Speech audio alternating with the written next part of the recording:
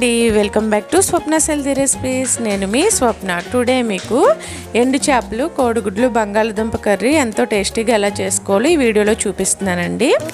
First మనం వెడల్పాటి గిన్నెను పెట్టుకుని దానిలో 1/2 కప్ వరకు ఆయిల్ వేసుకోవాలండి. ఆయిల్ వేసిన తర్వాత మనం ఎండు చేపలు నేను ఆల్రెడీ వీడియోస్లో చూపించాను కదా, వీటిని సావిడేలు అంటారండి. వీటిని కానాగంతులు వేస్తున్నాము. వీటిని మనం బాగా వాష్ చేసుకుని అవి మనం ఆయిల్ బాగా హీట్ అయిన తర్వాత వేసుకోవాలండి. వేసుకుని 2 సైడ్స్ తిప్పుకుంటూ బాగా ఫ్రై చేసుకోవాలి. ఇలా బాగా ఫ్రై చేసుకోవడం వల్ల మనకు కర్రీలో విడిపోకుండా బాగా గట్టిగా ముక్క బాగుంటుందండి. టేస్ట్ కూడా బాగుంటుంది. సో మనం హై ఫ్లేమ్లోనే ఇలా బాగా ఫ్రై చేసుకోవాలి వీటిని. సో వీటి కాంబినేషన్లో ఇప్పుడు నేను కోడిగుడ్లు, బంగాళదుంప తీసుకుంటున్నానండి. మీకు కావాల్సితే వేరే వెజిటేబుల్స్ కూడా తీసుకోవచ్చు.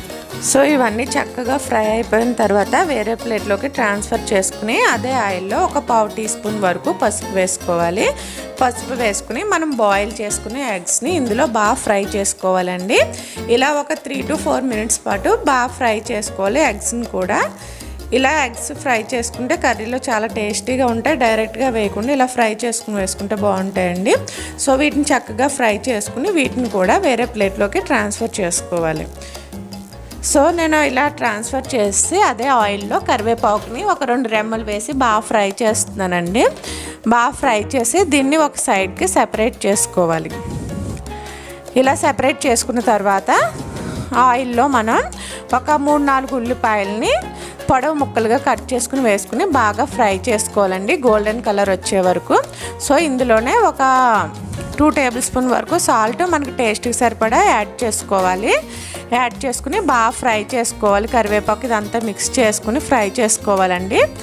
సో నెక్స్ట్ నేను ఇక్కడ ఒక 6 పచ్చిమిర్చిని హాఫ్ కట్ చేసి వేసానండి. సో మనకి ఎండు చేపలు, కోడిగుడ్లు కాబట్టి మనకి కారం కొంచెం ఎక్కువ పడుతుంది. సో మొత్తం అంతా చక్కగా ఫ్రై చేసుకున్న తర్వాత మిడిల్కి సెపరేట్ చేసి ఇక్కడ దంచిన అల్లం వెల్లుల్లి పేస్ట్ ఒక టేబుల్ స్పూన్ వరకు వేసామండి. ఇదంతా బాగా ఫ్రై అయ్యేటట్టు ఒక 2 మినిట్స్ పాటు బాగా ఫ్రై చేసుకోవాలి. ఫ్రై చేసుకున్న తర్వాత మొత్తం అంతా మిక్స్ చేసుకుంటూ ఒక 2 మినిట్స్ పాటు బాగా ఫ్రై చేసుకోవాలి.